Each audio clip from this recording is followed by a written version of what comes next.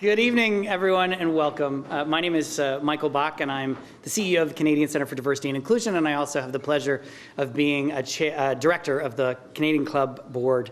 I want to start by acknowledging that we're meeting today on the traditional territories of the Mississaugas of New Credit First Nation. I'd like to give a shout out to an app. It's called Whose Land, which is available for iPhone and Android. If you're on BlackBerry, it's 2019. But it's a fantastic free app that you can get. You can download and learn more about the deep history of the Indigenous communities that we live with. So I'd encourage you to check that out. This is our third LGBTQ2 plus event in the Canadian Club history. Shame and clap at the same time. No, the club is 120 years old, and I've had the pleasure of being on the board for the past 6 years, dragging it, kicking and screaming into the 21st century. And I'm really proud of where we have come, that this is our third event, and we're really pushing the envelope and doing some things that our competitors are not. It is also my last event. After 6 years, my term with the board ends next Wednesday, so it's a bittersweet moment, but it means I'm eventually going to take off my clothes tonight. I know. Bruce is like, oh no, not again. I'm really proud of the work that we've done around diversity and inclusion and diversifying not only the board of directors, but also the podium. I'm really proud of the fact that we have speakers that represent the city of Toronto and the country that we live in. You all are social media junkies, and I expect you all to be tweeting and posting on Instagram fabulous pictures of me, of course, but I get approval, at CDN Club TO, so please make sure you mention us. We need to invite our wonderful speaker, Zack Stafford, up to draw business cards. Come and join me here. It's really a thing. It's really a thing. I'm from America. I thought it was a Canadian No. euphemism. They don't have a business cards in the United States, apparently. Okay. And who's our winner? Luc Lavoisier. Luc, félicitations. You're winning a complimentary bottle of wine from the Foreign Affairs Winery in Vineland, Ontario. So that's apparently, if you wondered what the Foreign Affairs did, now you know. That's it. Yeah. God. I'd also like to welcome our webcast viewers who are joining us as well. Welcome. And thank you to McKesson, our sponsor for today. Thank you for supporting the club, as well as to Navigator for having us in your space. I don't know where Jamie is, but I'm sure he will, he's where? In France, yeah. He's in France. How lovely for him. Never mind, I take my thank you back. Yes, he's with the Queen. Which Queen? He's celebrating D-Day. Okay. This is exactly how a Canadian club goes. The audience just completely heckles me. So we have a very special guest today. Zack Stafford is the editor-in-chief of The Advocate, America's oldest LGBT magazine. He also hosts the podcast The 10. Zack has many leadership roles at well-known print publications. No matter his title, he works to advance LGBTQ issues by tackling challenges like harassment and discrimination. He served as the chief content officer. I love this one. I'm just going to pick up the page for a second. He served as the chief content officer of Grindr. Yes, honey. I want to know what that involves. Is it just flicking through dick pics? Is that yes, no, yes, yes? But he was the editor-in-chief of their magazine Into, one of the most read queer digital publications in the world. He was editor-at-large for Out magazine and was an award-winning journalist at The Guardian. Zack is also a regular media commentator and a best-selling author, the award-winning journalist and advocate. He has also appeared on Forbes 30 Under 30. So, you know, he's an underachiever is really what's happening here. Zack is also joined by my fellow board director, David Simmons, who is the Senior VP of Communications and Public Affairs for McKesson, and they're going to have a little chat about queer storytelling. So with that, Zack, David, I am pleased to turn the podium over to you.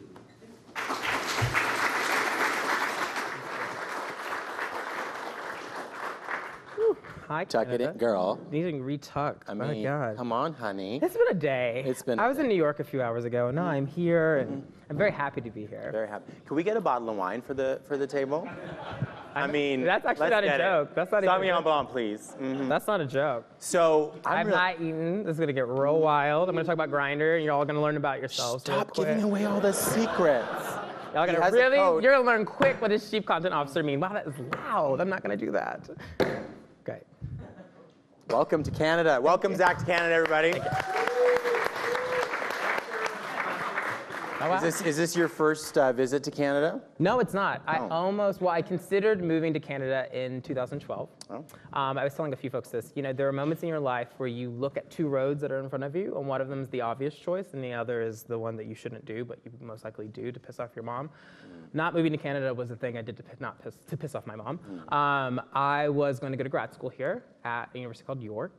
I also was looking at University of Toronto, and I was going to do graduate work in geography. And while that sounds maybe crazy to you, Americans think that's crazy. My mother's in academia, my family's in academia. They love that I was going into the Ivory Tower. But I got back from a visit and I said, you know what I want to do? I want to be a writer. And my family freaked. And I went and became a writer. And what was so interesting about that is they were like, oh, why are you telling these stories about queer people? Like, we love you that you're gay, we love that you care about these things, but there's no way you could have a viable career or life or have impact in the world if you only talk about queer people. And I kept sticking to it. And you know, the beginning was rough. I was really broke. I worked like a ton of jobs and I didn't make any money as a columnist.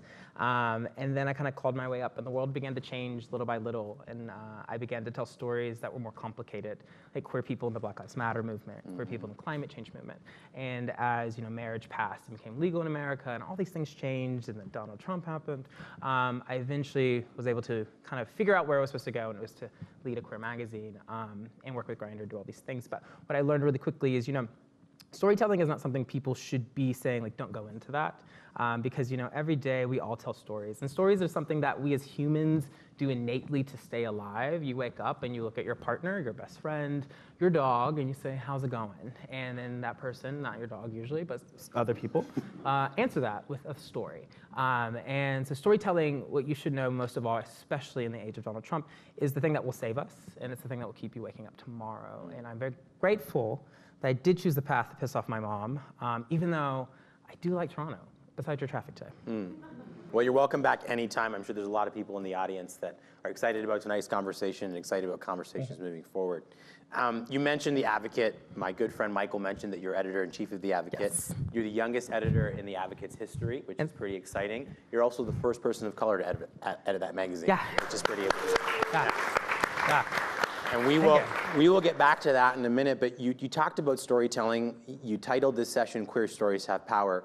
Tell me about the importance of storytelling in the queer context in today's environment. Yeah, that's a great question. So, you know, we live in a moment in which queer people are able to see themselves in more places than ever before. You watch TV and you see a character that's you. You go to the grocery store and you see a Pampers ad, and that's you kind of there.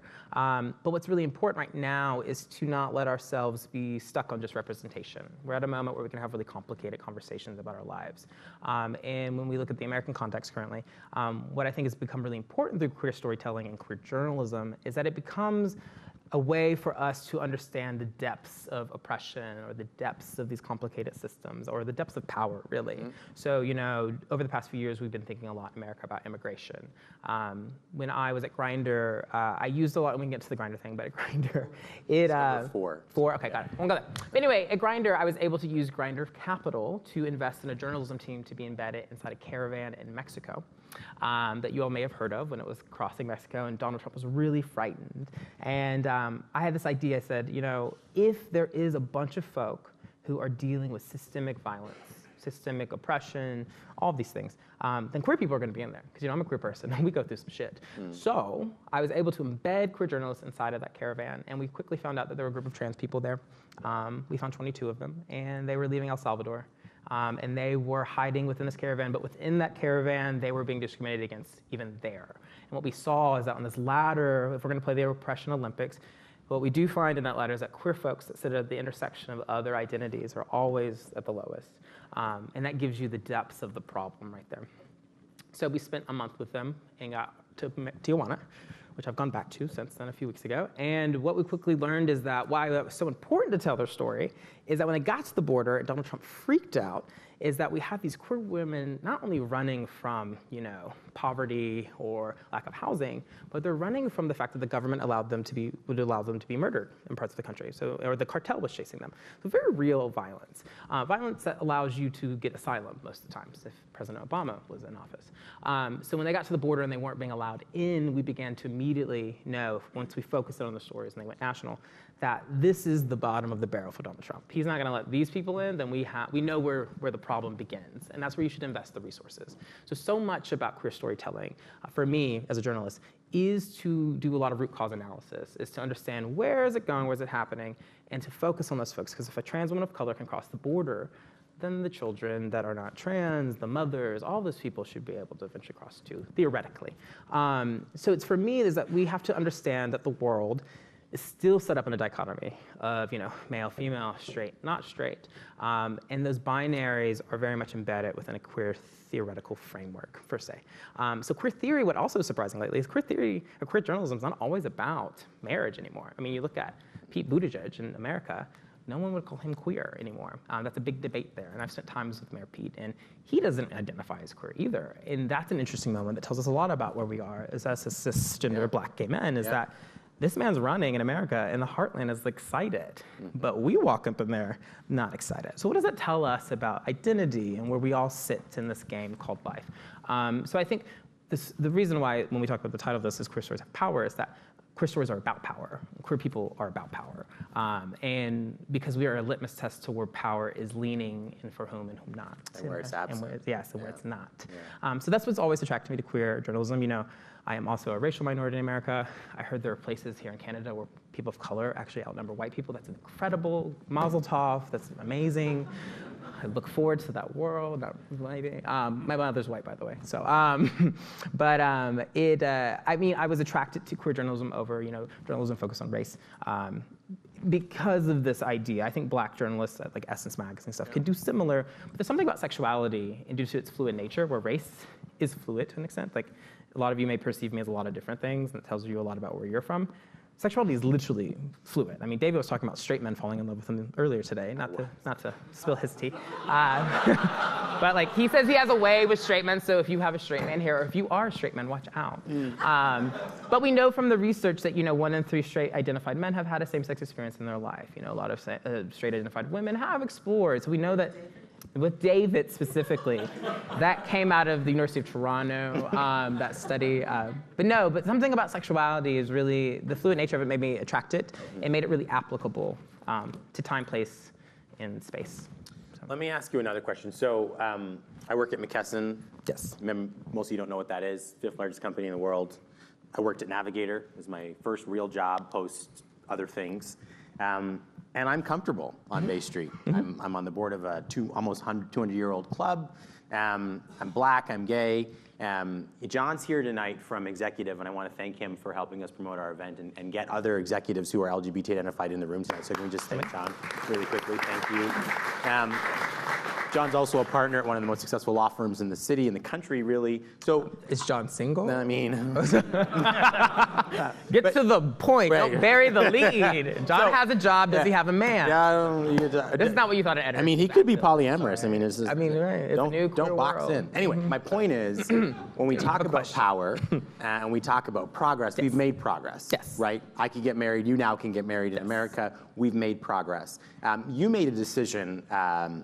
To sort of harken back in history this month. Your first official issue as editor-in-chief, is that right? Yes. You went back to the original logo of the Advocate. If you want to look at the screens behind you, they are there. There's this month's cover. And you featured identities that would not arguably, that are definitely queer identities on the cover.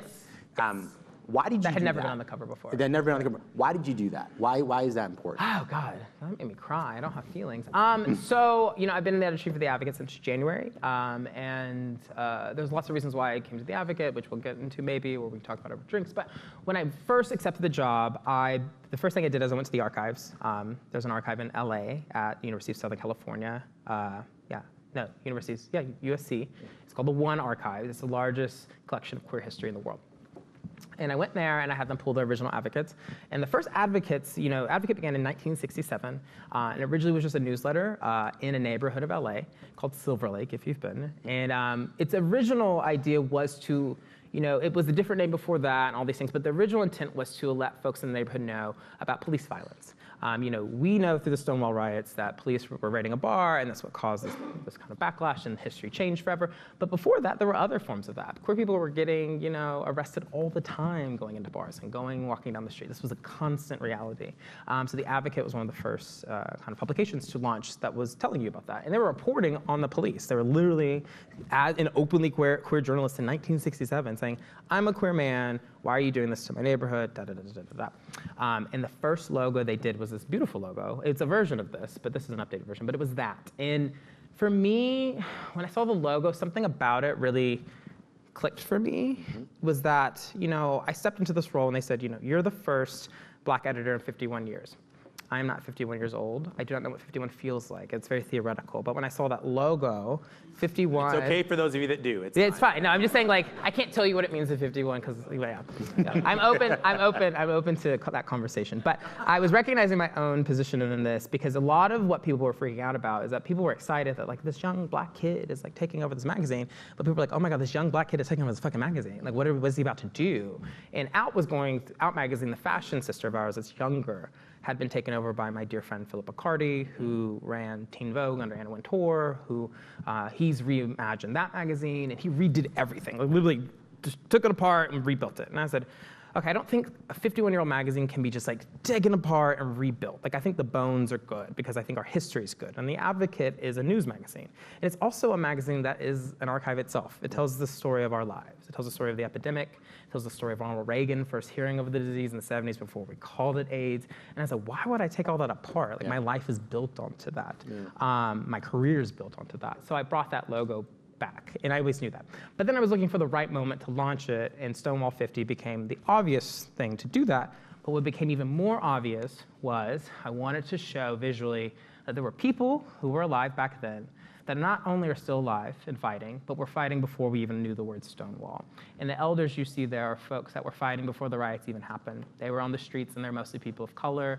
They're women, and they literally paved the way for folks like Shellerman, who's arguably the most famous trans masculine person in the world right now. He's going to be the first trans superhero in Marvel. And he's Asian American, and he's also deaf. And he represents that Gen Z that's really expensive. That's queer, but queer isn't enough. The identity is really exploding. But his life could not explode unless they lit the match. And I wanted to create that visual. And the visual became tied to the logo, because people are like, this logo is so sexy, it's so new, it's so fresh. And I said, it's so old, actually. It's old. And for me, as a young person taking over an older magazine, is that we don't have enough intergenerational conversations. And I think young people don't know how to, and they want to. And I think folks who are older do want to engage, and we don't have the language or the bridge to cross. And for me, this became a bridge for a huge community to be you have people of every generation here, you all fight the same fight. The fight looks the same, the logo is the same. It kind of became this moment of when I was looking at the magazine, it was time was a flat circle, and the fights we were fighting are the same. And I think for us to get through what we're going through, especially in America, we have to understand that and really get behind that. And Stonewall 50 that's what that represents to me, is that we must kind of look backwards if we want to move forward. And the magazine covers became that for me. Let me be open and honest. I'm looking around the room, and I don't want to make assumptions, because assumptions, when you assume, you make an ass out of you and me, right? But there's a lot of people that would likely identify as cisgendered and gay. Yes, yes. I won't make assumptions, but I don't necessarily see a lot of lesbian people, trans people. I see one straight person who I have not had sex with, but there's still time. Two. He meant straight male identified. Yeah, sorry, Amanda. But so let me speak power. Marsha P. Johnson, yes. Sylvia Rivera, trans-identified women, who arguably, it's interesting that even now, arguably, flew through the first brick at Stonewall. Yeah. Are we telling the right stories? Are we giving voice to the right communities? Yeah. I mean, we're trying now. I think, and I think we were trying before, but trying before was difficult and hard. I mean, I understand the politic that was at play. You know, you have a community that was facing so much, and I get why when they saw that trans folks and gender nonconforming folks who were being thrown in the paddy wagons could not necessarily be the face in 1967. I don't think it's right, but I get the logic. And right now, what I'm most focused on is, you know, reparations in many ways of like, how do we correct what has happened? Because when I looked through the archives of The Advocate, it didn't look like me at all. Beyond there being an editor like me, my story was not literally there, but my life was tied to it. And so much of it's been unearthing that and refocusing it and recentering what happened. And these magazines covers are a testament to me attempting that, you know, having Augusta on the cover, an Asian queer man with a pen of Marsha P. Johnson. It's like, he's never been on Cover magazine. You've never heard his name. When we saw the Stonewall movie, you didn't see an Asian queer man with a big beard throwing a brick. Yeah, that was not there. So it's, for me, is a project of reparations, reconciliation, but also just making visible what was always there. When we talk about Black Lives Mattering now or trans lives mattering now, we talk about it very in a contemporary way, but they've always needed to matter before. And when we look backwards at those histories, what you're seeing is the suppression of those stories. So it's our job to go back and kind of unstitch them and to find, you know, the trans voices in that. So like a good example today is like the Central Park 5 film that Ava DuVernay did for the series. Isis King, trans model, is in it because she's the sister to one of the young men. What I didn't even know was, in my job, I'm supposed to know every gay thing, that one of Central Park 5 had a trans sister. And it's because at the time, when the reporters came to the house, they didn't care about that. They won't talk about that. Now we can talk about these things. And through talking about it, we got to talk about the shame and pain and the trauma of not talking about it, because I think why we're seeing so much change in trans rights or conversation is because we're talking about it. But anyway, it's just kind of this thing that like, now is the best time to try. Now is the best and Marsha did, I mean, they did so much work. I mean, you think about, the city of New York is launching or building a monument to Marsha P. Johnson and Sylvia Rivera.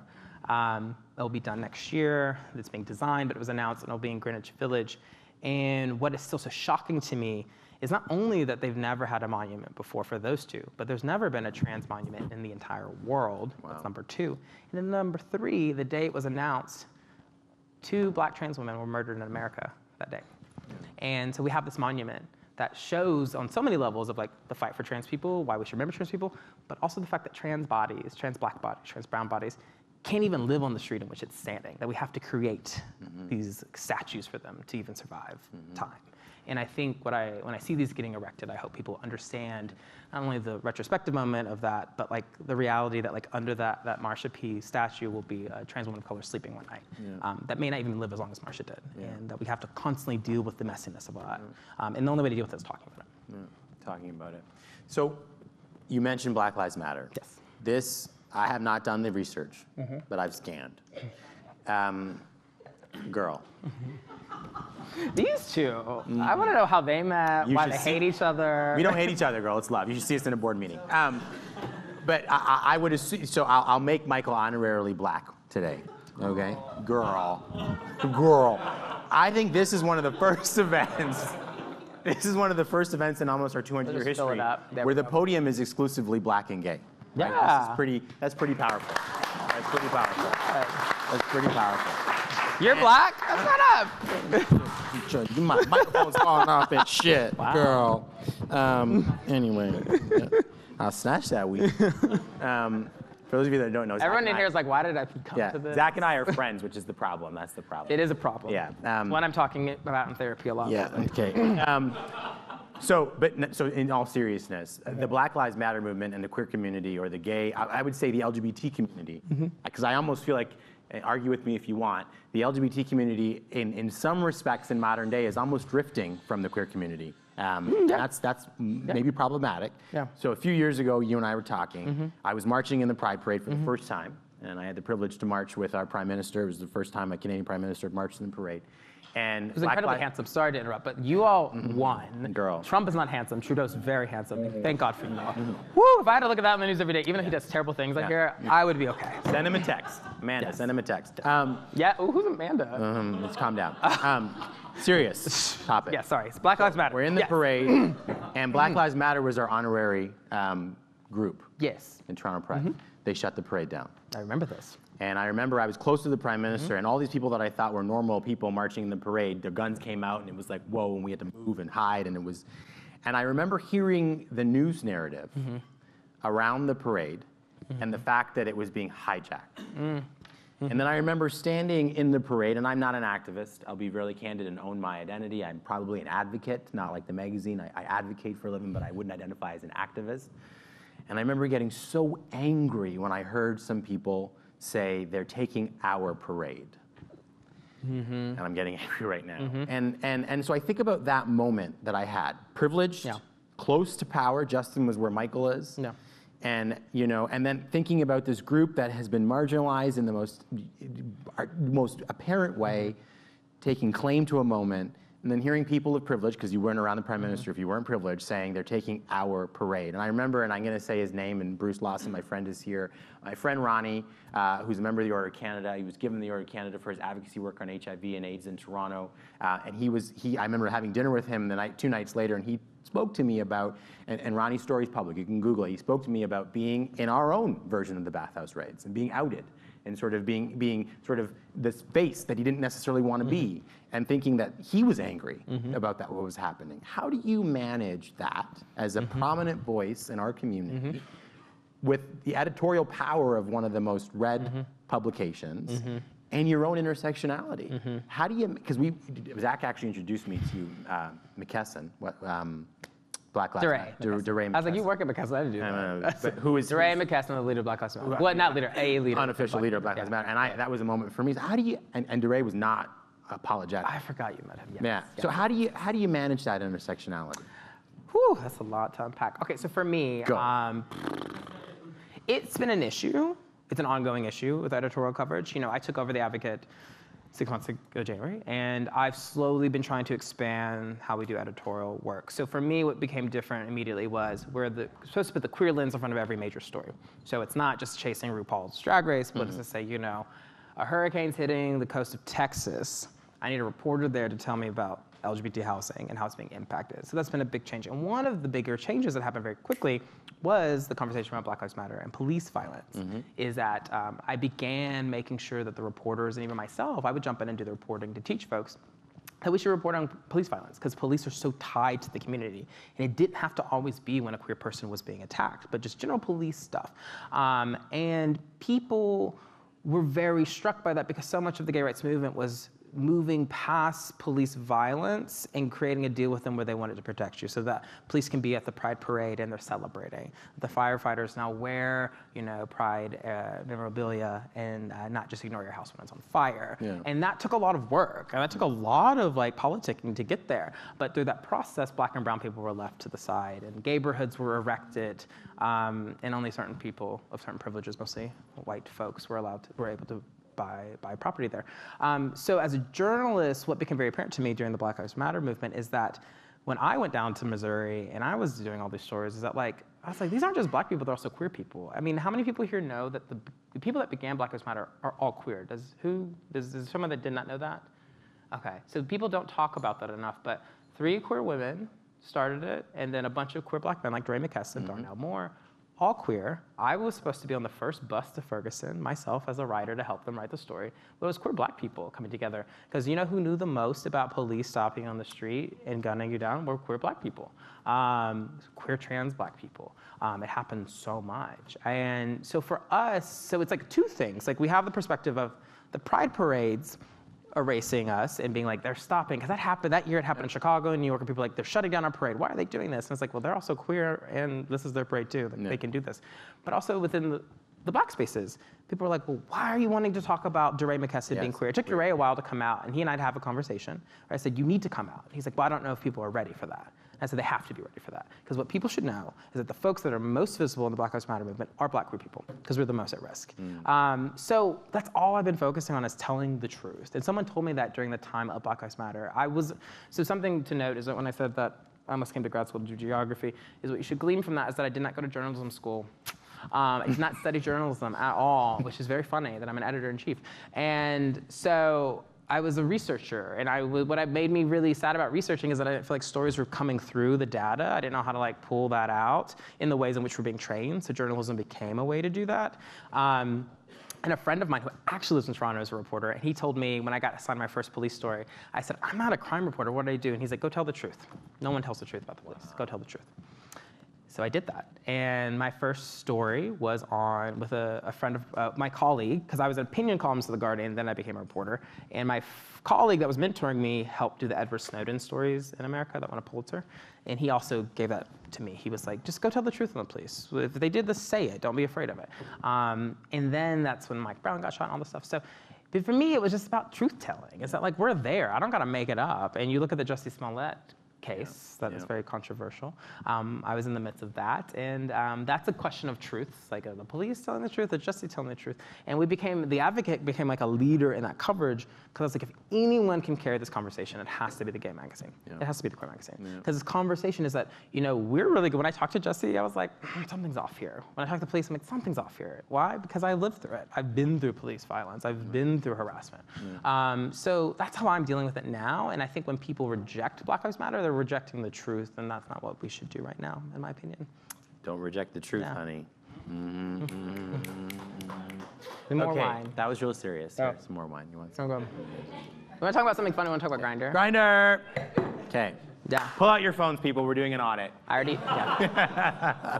So Could you imagine? Could you? People got like really tense. Like shit. Someone's like, I have scrap. It's fine. Yeah. So one of you has it. I see you laughing. So let's get gay. So what was it? Yeah. What was it like to work at Grindr? Grindr? Yeah. Could you see dick pics? Oh God. I could not see dick pics there. So I know it's super boring. So how I got to Grindr was, I was a journalist. I was at The Guardian, which is very prestigious, and I left The Guardian to go to Grindr, which everyone laughed about. My mother laughed about it. They're like, you have this great thing going on. Why don't you go to the Times? It's like, Grindr. That makes sense to me. But what I was interested in is what I've become very aware in media is that media has a hard time meeting all of you where you're at. Social media like Facebook delivers the thing that it thinks you want. You have a hard time getting, objective truth, or an attempt to be objective, or an attempt to be diverse in a way. So there's this distribution problem in media right now that like Google and Facebook control everything. Publishers don't have a lot of power, and then Facebook's going to keep serving up that cat video. And the reason why, and you're like, why does it keep giving this to me? It's because you click on it. That's like the trick. Like, stop clicking on it. Like, I swear. Like, you don't want more clickbait, don't click on it. It's like, really, it will go away. It's kind of like, I'm not going to compare that to that. Anyway, so what happened was Grindr called me, and they said, we are Grindr. We're very powerful. We have a lot of money. We have a bad reputation. But we could do a lot of good. And they had been doing a lot of work in the Middle East and North Africa, where they were engaging with police violence on the ground there. So folks were using Grindr in Russia to out folks and potentially kill them sometimes. So Grindr had built a team to deal with that. But then they looked at the US market and the Western market. So like, what else could we do? Grindr realizes that they have 40 million registered users. They have 4 million daily active users that spend at least 1 hour a day on Grindr. Wow. Grindr is one of the most used apps in the world across every vertical. That's more than Facebook, Instagram. The things that beat it most are Google Maps, because you're driving. So to your hookup from to Grindr. your hookup from Grindr. So never been on it. Dear. I don't know. I have like the gayest job and I can say these things, but you weren't gonna cuss it. Like, you're just saying these things. I know. This is more radical than me. I see. Dicks. That was like a holder. They could do like a search, dicks, and then kill it. I'm helping you. Anyway, Grindr called, and they had this idea. They're like, what do you think if we launched a magazine? I said, of what? Dick pics? I literally said that. And the chief marketing officer was like, no, it can be whatever you want. What do you want it to be? I was like, nothing. I don't want to do this job. He said, just fly out and talk to me. And I would get very personal with you guys. So I was thinking, I was like, give me the weekend till Monday. I had a boyfriend at the time, lovely man. Won't say his name. And he was on vacation or a wedding or something, I don't know. He came home, and I was like, Grindr wants me to move to LA and launch a magazine. Literally broke up with me immediately. Was like, you're thinking about LA, this is over. And I was like, oh, wow, I guess I don't need to be here anymore. So I flew to LA and I took the job because I was just broken up with and it was an interesting idea. And what they pitched me, though, I would have left if it wasn't a good idea, was what would it be like if we were able to take up some space every day where these people spend an hour a day, and most of the time people on Grindr are not actually chatting with anyone. I mean, many of you have the app. There's only a few people you get a response from mostly, unless you're like, some of you probably get a lot more than me. But there's different levels, but most Grindr users don't get a ton of messages. They just do a lot of scrolling and looking around. And I was like, what happened? What if we were able to like do a macro intervention and give them some news or some content? And what would that look like for traffic? And what could we do on a different scales? Like not even like you think about the US, but think about the county level, like the county around New York City or the New York City County, if we could feed information, like whether it's public health, whatever. So I said, sure, let's try this. So I built a newsroom. Grindr had a newsroom at one point. It was under the name Into, which people did not know was owned by Grindr most of the time. And it looked very different. We had a big launch. It was in Times Square. It was everywhere. And it was nothing said Grindr on it. And we began for like a year and a half testing this project out around the world in different languages. And we were doing things like, I had reporters in Alabama writing about this very high profile Senate race between a guy named Doug Jones and Roy Moore. Well, you should know, Roy Moore, pedophile, Doug Jones, Democrat, state of Alabama has never had a Democrat. And they were trying to decide, do we want a Democrat over a pedophile? And it was a really tough race because it's Alabama. So I thought we can intervene here. And we did. And through the process, we were blasting Alabama users, which was, like 50,000 users, every day with reporting about Roy Moore, what he would do to your rights, what would happen here, what would happen there, all this stuff, blah, blah, blah. In the process of that, Doug Jones' son realized that he was a homosexual and then came out on Grindr. And so it was like this big thing that just built and built and built, and then Doug Jones won. Doug Jones will not say Grindr helped him win. I will not say Grindr helped him win. But a lot of those users knew a lot more about Roy Moore who weren't watching CNN, because what we were dealing with in America right now is exhaustion from the news. Yeah. And people were spending more time on Grindr, more time on these apps to get away. So I was kind of this backdoor way to figure it out. So that's what I was doing at Grindr on the media side. And what you're about to see now, if you've not noticed, is that a lot of products like Grindr are going to begin launching newsrooms. So Apple is now going into content. Y'all think that's just for fun? No, they're about to launch news right into that news app of that. They're about to have their own journalism arm. Netflix is looking at daily programming. Bumble launched a magazine. Airbnb has a magazine because these apps want you to sit on them all day. And what better way to sit on an app is through content. News, yeah. So you're about to, Tinder's about to launch a newsroom too, so it's about to be this crazy thing, I think. Stories have power. Yeah, stories have power. But then the other side of Grindr was I launched this campaign that became well known. That was my question. Sorry, I'm shutting up. So that was the media side. Intragroup prejudice is one of the biggest hurdles we have to get over. Don't send your questions. It's hard interviewing. So I have to say, David's doing a great job because it's harder interviewing someone that interviews people. Because it's like, you just want to back and forth. So, to that story. Yes.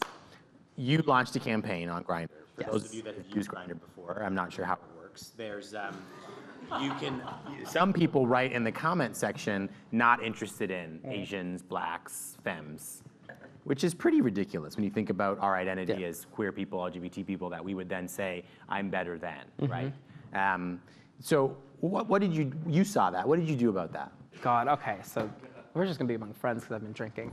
So, similar to when I said I became the editor-in-chief of The Advocate, people were like, what is this black gay kid gonna do? When I became the editor-in-chief and then chief content officer of Grindr, and I'd publicly bash Grindr, I was on Trevor Noah's show bashing Grindr before I took the job. I was like, we're about to do some things that are gonna be fun. And this lasted for 6 months before I had to leave. But this very radical part of me at Grindr. But I, as a black queer person, have faced these messages. One of the first times I ever met a boy online, when I was a teenager in one of those old chat rooms, you remember you used to in these chat rooms and talk to random people. Long story short, met someone, realized he lived close to me, lived in Tennessee.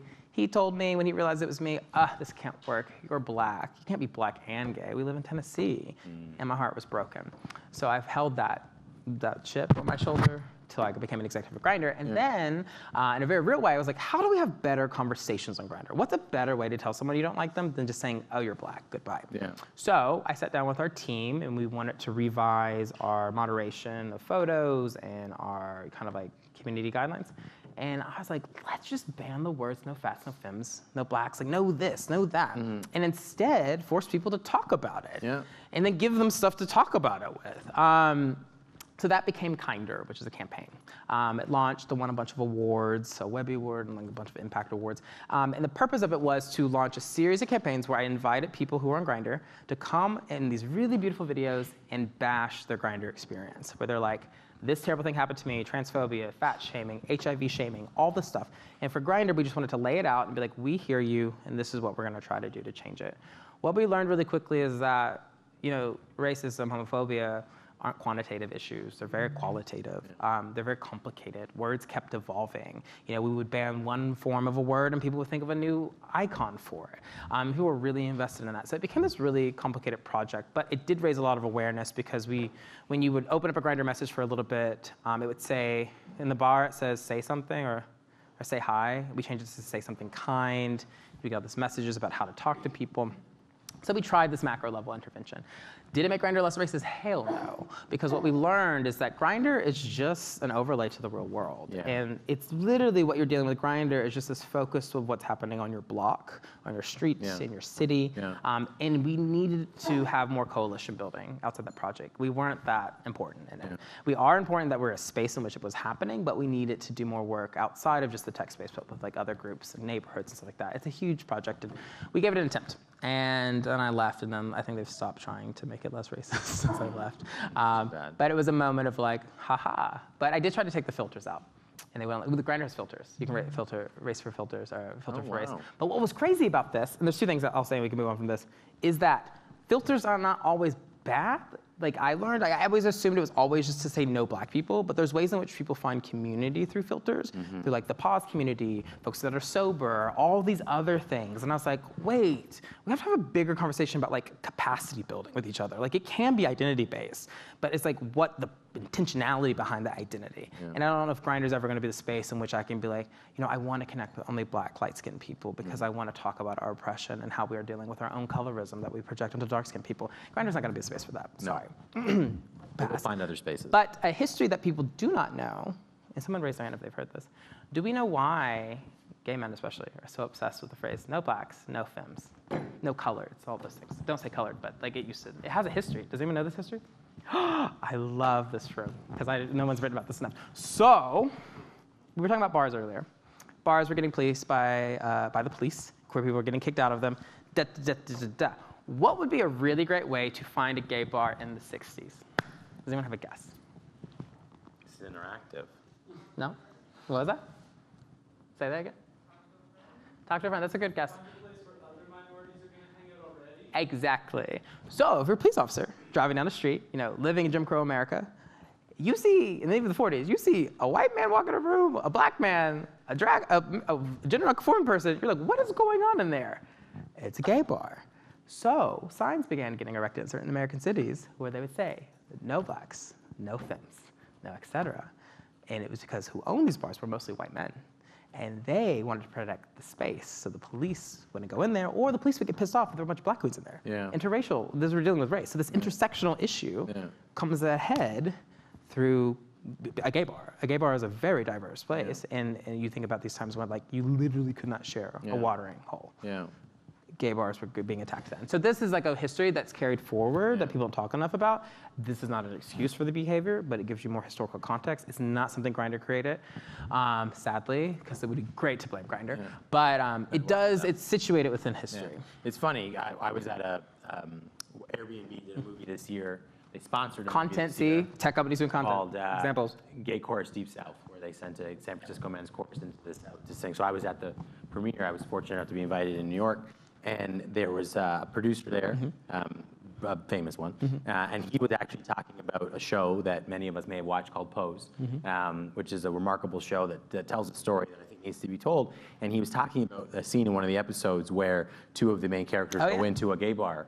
Trans women of color. That had that sign, no femmes, no blacks. And so it's interesting that story is sort of well known in Hollywood communities that may not be well known. It's coming forward. And I think when you have these moments, and thank you for letting me share that with you, because I think you're like, like I think what people should understand most, and what I've learned most as a multiracial black kid that's queer, all this stuff, is that we're not born harboring these oppressive thinking. It's a learned thing. And what you all should know with whatever you're battling is that you did not create that thing. No. And it's not totally up to you to solve it, and you should have a little more grace in dealing with it.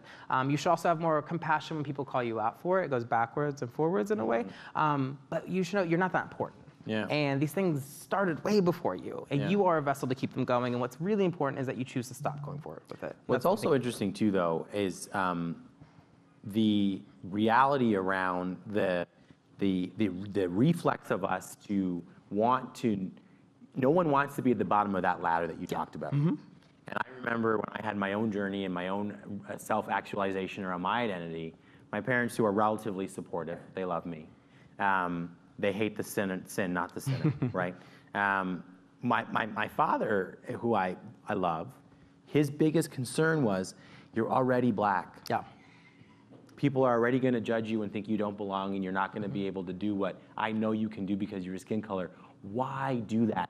That was, and I remember being so mad when I had that conversation. I was like, this guy's a, and then as I got older, and I started to love people in a more authentic way, my nieces and nephews were getting older and sort of competing and applying to universities and colleges, I got it. I was like, he's not right, but there's a trigger there through his own lived experience. So I have the fortune to be your friend and talk to you whenever I want to. There's a room full of people here. Colleen has a microphone. Are there any questions in the room or comments that we want to give? Yes, there's one in the back here. Girl. I'm going to ask a Canadian question on queer stories versus U.S. stories. And to be clear, we're largely white men. Clearly, we're not perfect. Yeah. But my observation would be that most of our LGBT organizations formed post-rights. So if I think of Executive, it formed post-rights. And if I think of Pride at Work, it formed post-rights. And I think of Start Proud, which is millennial, both Y and Z, and within Z, it's the most diverse group ever, and they get super upset if they're not completely representative. And still we get together. And within the stories, to date, your stories have been, for lack of a better word, Maslow's hierarchy of needs, like the people dealing with the shittiest things. Versus we have a bunch of people in Canada who get together and connect more for the higher levels would be the theory. So within the queer stories, because I get it, the sad stories reminds us what we're fighting for, but in the Canadian version of it, and again, it's probably a Canadian privilege, my sense would be is we connect differently. So maybe not to challenge you, what's the positive version of the queer stories that, why are we all continuing to connect? Or if it's the 50th year anniversary, and it is for us in Canada, 50 years from now, will we still connect? And if so, why? Yeah, that's a really good question. And something I struggle a lot with is telling sad stories. It's a problem with being a crime reporter for some years. But I don't think we do a good enough job of talking about the things we should celebrate more. I mean, even to my credit, in a way, these covers actually don't go that deep. They go deep, but they don't go dark. So they're mostly celebratory. That was like the nicest thing I've done all year. Most of the time I would be like, here's a murder cover. This is some terrible thing that happened. But it was something I'm challenging myself to do, and it's something I've been talking to my editorial team. On Fridays, we're like launching a new newsletter. It's like, breathe. Here's all the greatest things that happened to queer people this week. We last week launched a list called the 104 Champions of Pride, which was 104 people from every state in America that are doing great work and that are not famous, that are not being heard. What we struggle with in the digital age is people caring about non-famous people just living their lives every day. It's a struggle, but I think it's something I should fight harder to do because we do see moments of when it does become a rallying cry. The other day at a Mormon college, Brigham Young, in America, a young man came out as gay while he was giving the valedictorian speech, and it was all over the internet. And that was a really great moment. And I wish that moment came every day. Those moments do happen a lot. We don't talk about them enough. And I think what I struggle with, as speaking for myself as a queer person, what I challenge myself a lot is that I get comfortable with the bad because I grew up with mostly bad. Like queer people are so traumatized. My God, that's why our dating lives are terrible. You grow up hearing that you're not normal, that your life isn't regular, that the marriage you want isn't real, and then you're thrust out into this world and told to have a healthy relationship, and you're like, what am I supposed to do with that? So I think like even with how we occupy politics now, it's hard. Even though we have this moment in America where we have 137 openly queer people elected to office. You read stories about them mostly, it's critiques, tear downs. What are they doing wrong? Why is it so bad? Why are they police officers? All these things.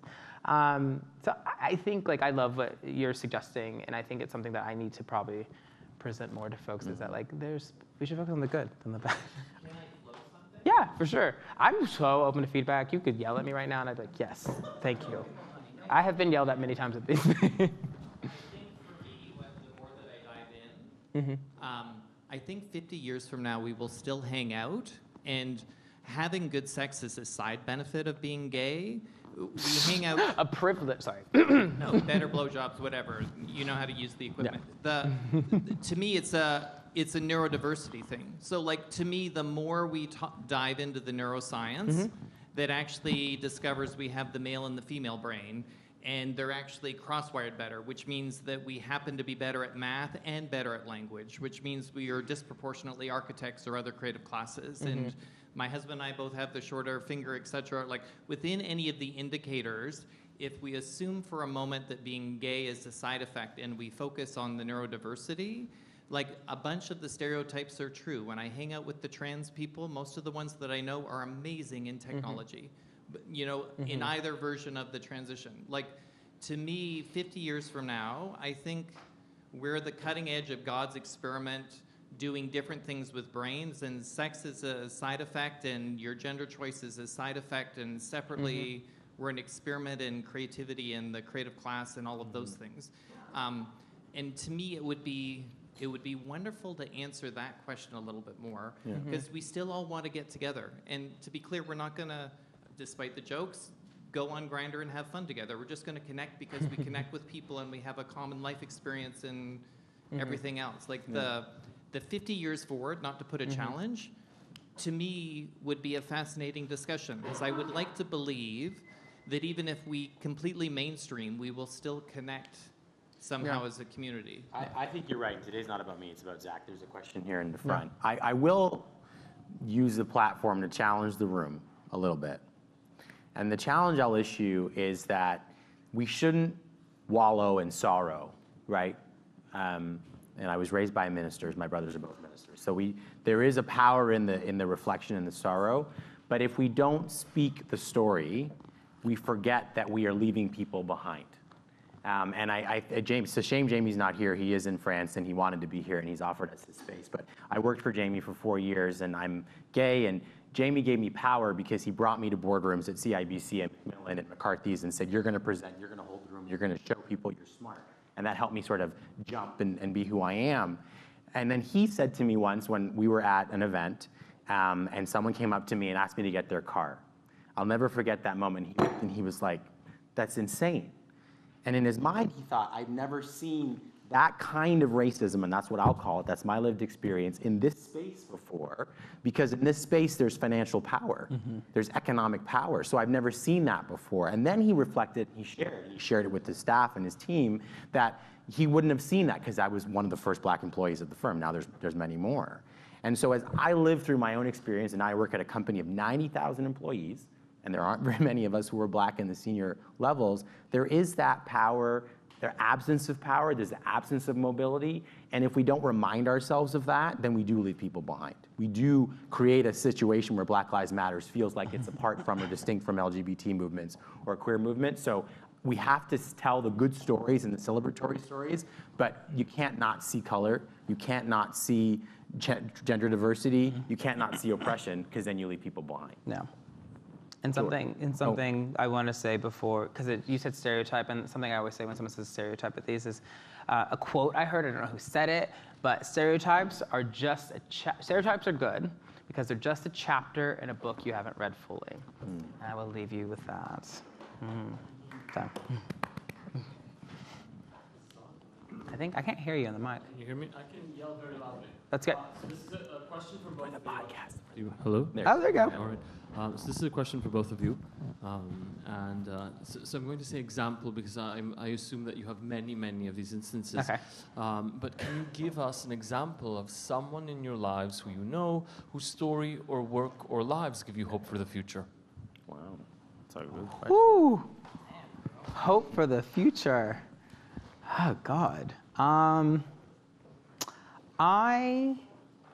have to go sad. It's not sad, it's empowering. I don't know.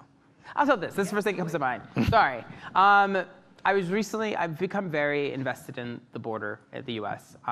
And I'm in LA a lot. And I was in Tijuana recently. And Tijuana is where a lot of folks are sitting and waiting to enter the US.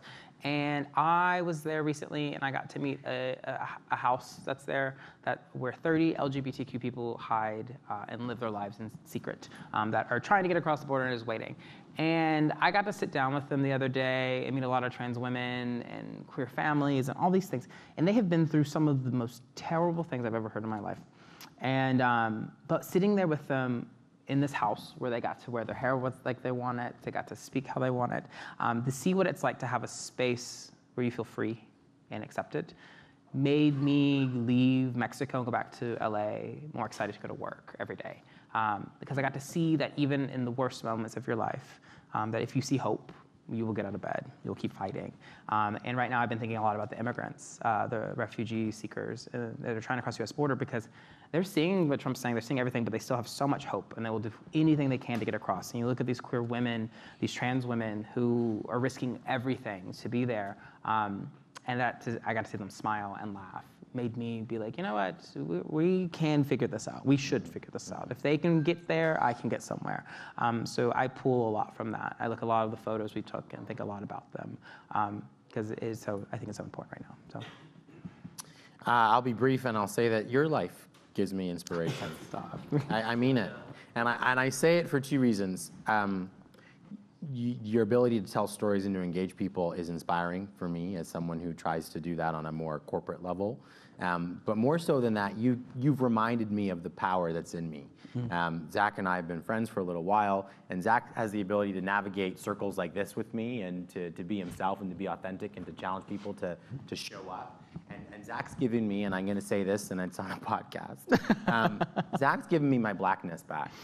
And as someone who's had a very successful accelerated career on Bay Street and in America, I was working in the US for the last couple of years, we've been in moments where you've reminded me of the power of my blackness and the importance to be unapologetic about it, and I really appreciate that. And I think the more we celebrate that, the better. So thank you. Right here in the front. Glad I need a tissue or something. First, thank you so much for your talk, which was really enlightening and lovely. Just to provide some context, here in Toronto, I'm on the board of some of our HIV/AIDS organizations, so the AIDS Committee of Toronto and Alliance for South Asian AIDS Prevention. And one problem we have in Toronto, at least in my view, is that in our institutions and in our organizations that engage with power and wealth, we don't have a lot of representation in terms of the diverse elements of our community. And given your position as the first, black editor of The Advocate and now occupying one of those positions in the United States, how do you see the landscape there? How do you see the peers at major organizations, funders, that kind of thing? Are you an anomaly, an exception, and how does that affect how you are received in those rooms and what you can say? I would definitely say, similar to in Canada, I'm an anomaly. It took 51 years for there to be any person of color to lead a major queer magazine or a major magazine. The Advocate has the same circulation as other niche publications. So you look at, not Rolling Stone, but others, whatever. We have readers. I am the only one a lot of times. I'm usually one of the few. I've sat on lots of boards. I'm always the only one. And for me, what's really frightening there is like how fragile that means it all is. Like you look at my career, if I was to leave my job, I don't know of another editor that I could give the reins to because they haven't had the training, the experience due to systemic racism, due to systemic classism, all this stuff. I was lucky because, of certain familial circumstances, certain things that happened in my life, because I have my own privileges that helped me get there. But I think we're still in a very fragile state, and we should not be overly zealous that, we have queer people on a board, whether they're black or white or whatever, that we finally are occupying there because it just happened the other day. And it can be taken right back. So I think it's very sobering. So whenever I hear I'm the first black person, I'm like, oh, that's frightening. That's not good. It's a lot of applause lines, but I'm like, we need more. We need more of this because if I get hit by the car when I leave here, then we have no more. And that's not good at all. And it can go right back to what it was. So I think when we talk about what's really important right now for folks to understand is that representation goes only so far. We need real big system changes. Like, you can't just wait for a Zach or David to go to the right private school and the right this and right that to finally bubble up. You got to think about, why does it need to be that path? Why to build the system that way anyway? Why can't we change it to make it easier for other people? And when I say, I don't want to say easier because it makes it seem like they're not ready, but why don't we start valuing different types of life experiences for these positions? Why don't I see more folks that didn't go to college steering nonprofits? They are the ones that may have been more close to the services and could probably tell you where to put the money better than anyone else. So I think we need to think about the lived experiences over the resume more. Which is hard for folks in power because folks like yourself or myself went to a lot of schooling, spent a lot of money to get these things. So I just think we got to think about, like, what is success is a much broader way, and then allow that types of success to enter those spaces. And that's why you're not seeing it happen fast enough, is because that ladder is tiny. It's kind of like this lobster in a pot. There's only a few of us that can climb out fast enough. The rest become dinner. So until that changes, it's not going to change at all, which is the sad part. So you got to think about it systemically, which is like a very academic term. Gross. There's a question here in the... Yeah, you brought up Mayor Pete and his rejection of queer identity, and I would just like to hear more about that intersection between queerness and class, especially as specifically white gay men continue to achieve certain levels of success. What does that mean for the queer identity as a whole in terms of that intersection? I think we're at one of the most fascinating moments in queer history or LGBT history, or LGBT representation, whatever you want to call it. And what I'm obsessed with Pete Buttigieg and his husband Chasten is that they're making us understand that identity is not politic every time. That you can be gay, but it does not mean that you believe in abolishing prisons or that you believe in, healthcare for all or all of these things. Pete does believe in some of these things, but I'm just saying he represents a less radical representative of what could be occupied by the presidency than what's before. I mean, in America, there's a woman named Joan Jett. She's a black drag queen in the 90s. She ran for president. She's technically the first person to ever run for president in America that is queer, but we don't remember her because she's a black drag queen. After that was Fred Carter, who was a Republican in 2012. And he did quite well, and we don't remember him because he doesn't fit into that narrative. But Pete is fitting into a narrative, and I think that should tell us a lot about queer politics right now. That he can be on the cover of Time magazine with his husband, and there were no protests. There was nothing changed. And I remember even an editor at Time magazine told me, he said, this is one of the straightest covers we've ever done. And I think it wasn't a critique, but it was just like, we've arrived at this moment in which you can imagine same-sex couples in some ways. Believe me, there are also protesters following him around, depending on the locale. I'm speaking from someone living in New York right now. That's the privilege of that. I think Pete is very radical from where he's from. For South Bend, Indiana, I think incredibly radical. But we're having through Pete Buttigieg to think about the geography of queer politics, that within a South Bend, Indiana, very radical.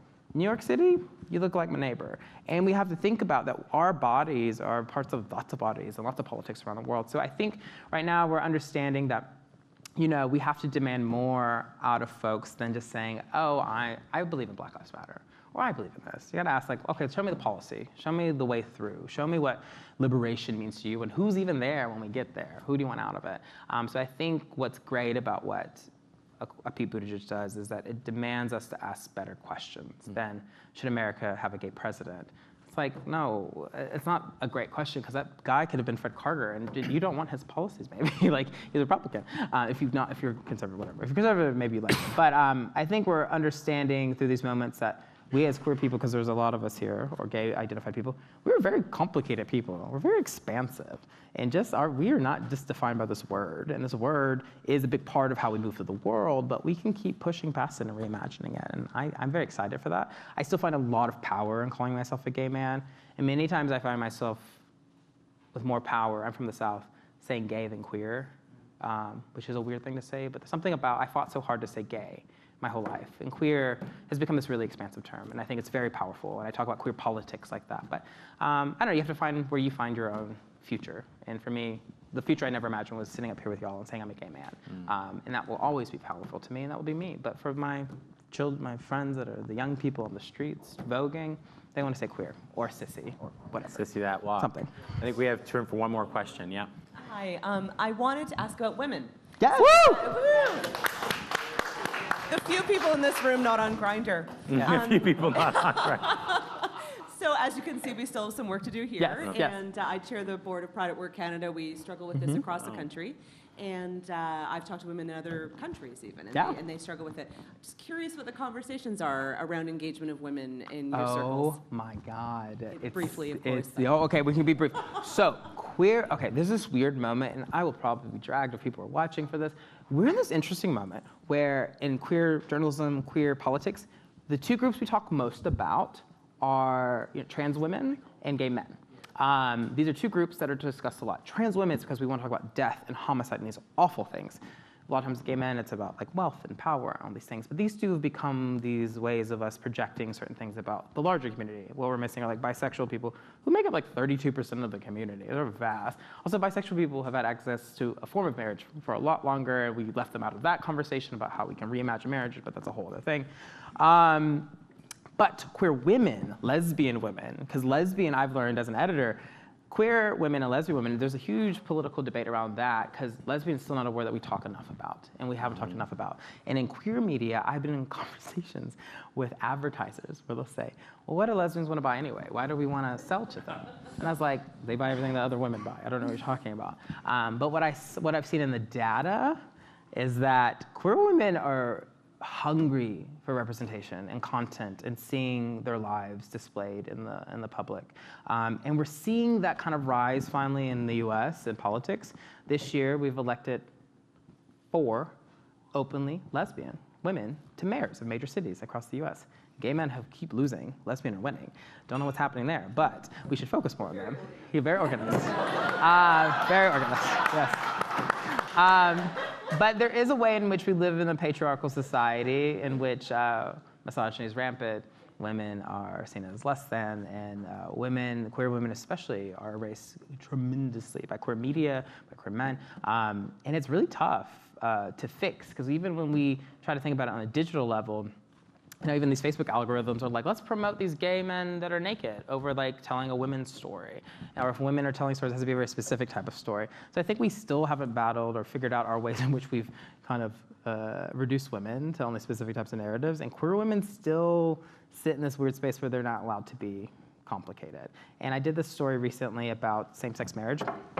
And there's new data coming out. These are fun facts. So same-sex marriage, we've had it enough in America where we can glean some thoughts about trends. One of the trends is queer people are better at marriage than straight people. And when we say better, we mean their divorce rates are going lower than straight people are. A lot of it has to do with the fact that we have reimagined domesticity. So we don't assign gender roles to certain tasks. We have, due to societal reasons, have had to reimagine relationships. So we're more interested in open relationships positionally. So anyway, all these things. But with women have these really complicated marriage trends. They actually don't cohabitate as long as gay men. Gay men find a man and they like lock him down forever. Women are having higher divorce rates. And the researchers are trying to figure out what's going on there, because they had all these ideas that if 2 women got together, of course they want to sit at home all day, because that's the stereotype, and be together. But no, women in this moment want to be active in the world, and they're battling all these ideas around their gender, whether it's from their partner or from the world, and the world needs to change, so the partners will change. So I don't know, it's tough. And I think the only way to fix it is to hire more women. So like my newsroom is more women than male identified. Yeah, it is right now. So that's a way that we're trying to correct it, but it's the larger media environment still women. They only think women's media is like Cosmo. More gay men read Cosmo than women. Cosmo's great, but Well, thank you. Thank you. Thank you to the room. Yeah.